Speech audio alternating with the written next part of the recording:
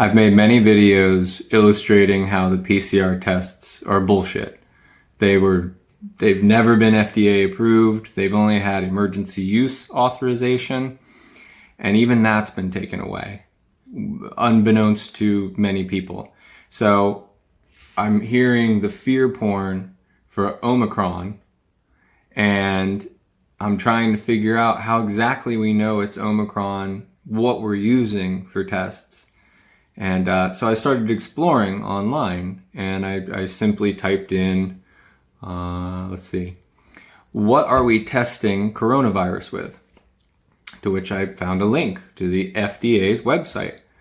And lo and behold, I see here one of the subparagraphs is, do COVID-19 tests check for the Omicron, Delta, and other variants? Now bear with me, I'm going to put the website in here too, so you guys can read along with me if you'd like. Otherwise, just bear with me. Currently, COVID-19 tests are designed and authorized to check broadly for the SARS-CoV-2 virus and not for specific variants, sometimes called SARS-CoV-2 viral mutations or genetic mutations. It is common for all viruses to change and mutate over time, resulting in different virus strains.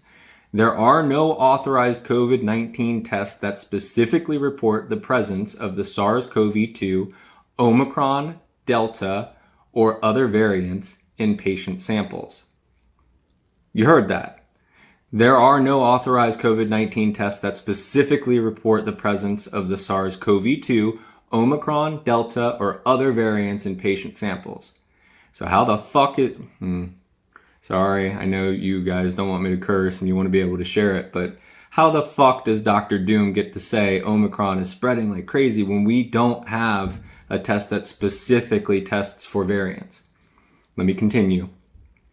The FDA's SARS-CoV-2 viral mutations impact on COVID-19 tests webpage provides technical information about certain COVID-19 tests for which the FDA has identified potential impacts on performance, fucking mosquito, due to SARS-CoV-2 viral mutations. The FDA works closely with the test developers to identify potential impacts of viral mutations on FDA-authorized COVID-19 tests and help ensure there is minimal impact on test performance when new variants arise. Local, state, and federal public health agencies, including the Centers for Disease Control and Prevention, track the SARS-CoV-2 viral variants so we can understand which strains of the virus are spreading. How exactly do we do that when we don't have, when it says right here in the paragraph above, there are no authorized COVID-19 tests that specifically report the presence of the SARS-CoV-2, Omicron, Delta, or other variants in patient samples? Yet the third paragraph down says, local, state, and federal public health agencies, including the Centers for Disease Control and Prevention, track the SARS-CoV-2 viral variants so we can understand which strains of the virus are spreading. These public health agencies use a test called whole genome sequencing to check for virus strains circulating in the community overall and not for each person. Healthcare providers treat patients who have COVID-19 based on the patient's diagnosis and symptoms and not based on the strain of virus. For more information on treatment, see blah, blah, blah, blah, blah, blah. And what got me thinking about that was, if we can't specifically test and we're only treating people based on the symptoms of contracting SARS-CoV-2, which is COVID-19. I have educated myself since. I used to say COVID-19 was the first variant. It's obviously not. It's the symptoms that you get from contracting SARS-CoV-2. If the gene therapies, or the vaccines, if you'd like to call them that, are having your body produce spike proteins, and that ravage your body and produce cytokine storms and reduce the blood pressure in your body, causing organ failure throughout, or myocarditis, or any of that shit. I started thinking about liability for vaccine manufacturers. and how if you wanted to sue them, you would likely have to prove that their vaccine caused you damage, when in fact it's your own immune system that attacks you. So you can't sue them for your own immune system attacking you, causing COVID-19 symptoms. It's a money grab.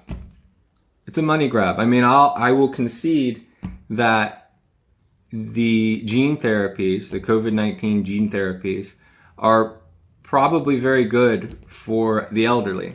I'm reading this book called Immune by the guy that does In a Nutshell on YouTube. That's his YouTube channel, In a Nutshell. And so he's describing how we have an organ called the thymus, which trains our T cells to attack pathogens and not your own cells, your own human cells. And when you're 75, apparently your thymus stops working. So whatever T cells you have, that's what you're going to have for the rest of your life. So you can't really adapt to new pathogens. This gene therapy produces the spike protein that would hook on to T cell receptors and then produce antibodies.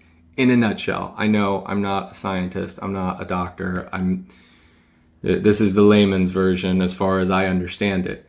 But that's great for elderly. I could understand you wanting to take a risk on that for life extension purposes. For younger folk and for children, our immune systems rock. We don't need the gene therapies. And my guess is our vascular system works better than elderly folks. And so when gene therapies are injected into us, it circulates throughout our body. It attacks, I shouldn't say attacks, it affects our organs. It causes something called a cytokine storm, where there are these spike proteins going around cutting up cells, and they release cytokine, which goes back to the lymph nodes, which then sends out your innate immune system. I mean, all this shit you guys need to read about because it's fascinating and it really demystifies a lot of stuff. But it goes to the point like where the battlefield is, basically. Wherever you have inflammation from, I believe, the cytokine release. I'm not positive. But if not, there's another chemical that's released that causes inflammation. When that happens, your arteries, capillaries, your blood vessels, they become porous so that your immune system can go to where the infection is or where the damage is. The problem is these gene therapies, as far as I understand it, the antigens, the spike proteins, they collect in your organs, basically. Your lungs, your heart, your kidneys, your reproductive organs, and cause inflammation, which causes your immune system to attack them. Your blood pressure drops because all of your blood vessels are becoming porous in order to allow your immune system to attack or to try to clean up or to recognize or to see what the problem is. And you lose blood pressure, which you then can't deliver the blood to your organs, and it causes organ failure. I'm going to wrap that up in a nice little bow because I could just yammer on for a long time. Anyways, this is on the FDA's website. They don't hide it. It's like they're gaslighting you just right in front of your fucking face like you're stupid. You know, one instance it says it cannot detect specific variants. And then at the bottom it says it tracks specific variants. How? I mean, honestly, if you want to comment on the comments below, please. I'm not above being wrong. I look this stuff up so that I am wrong. I want to be wrong. I want somebody to go, yeah, stupid. It's this cell and the COVID vaccine comes in and gobbles it up. And we look under a microscope and look at this shit. And we test and put cultures in, do all that shit. I mean, we had Ebola 20 years ago, I think, with the movie Outbreak. They showed us a little Ebola virus. And even to this day, I think I could probably recognize it's a little T with looks kind of like a T and a Q together. Why don't they show us that shit? Why don't they explain shit to us? Why do they just keep telling us shit like we're idiots? Like we're children. That's what I feel like. I have children. I speak to them like that because there's some things they just don't understand yet. And they will later, and they'll learn, and I'll teach it to them.